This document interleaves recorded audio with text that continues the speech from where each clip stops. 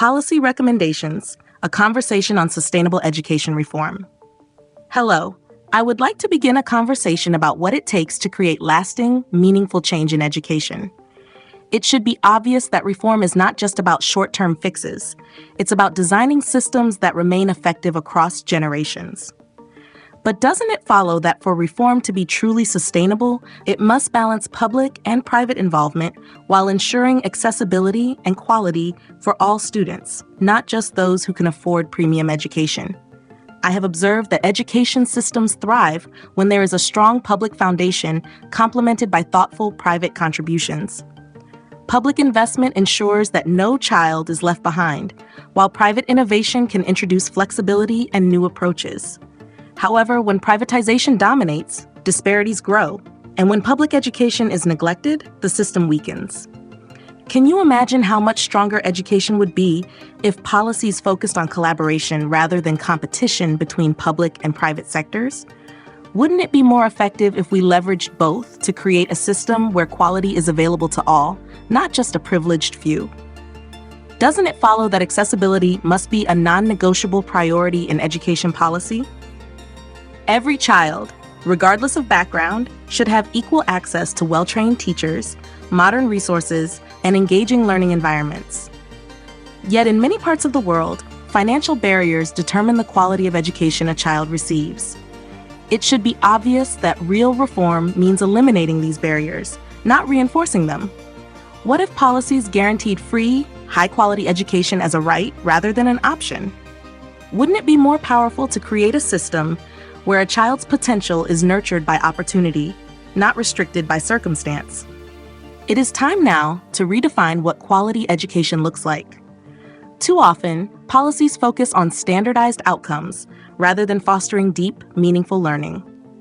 Can you imagine how different education would be if quality was measured by a student's ability to think critically, solve problems, and engage with the world rather than just by test scores? What if policies encourage diverse learning pathways that recognize multiple forms of intelligence?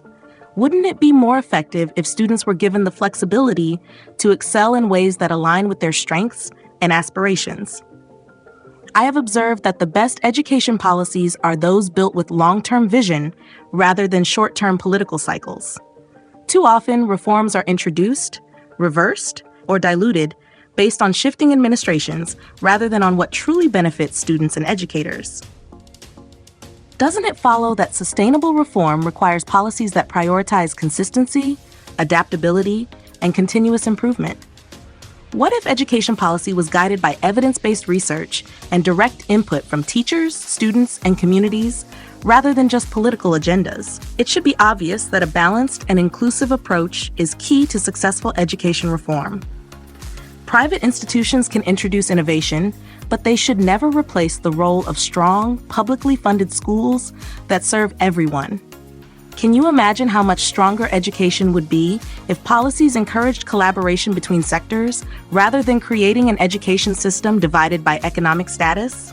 Wouldn't it be transformative if every student had access to high-quality learning, no matter where they lived or how much their parents earned? The future of education reform depends on policies that balance equity, accessibility, and innovation.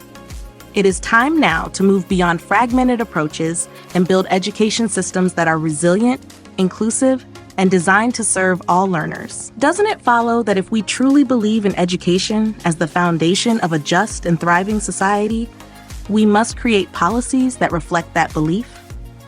The question isn't whether we need reform. The question is, are we ready to commit to policies that put students, not systems, at the center of education?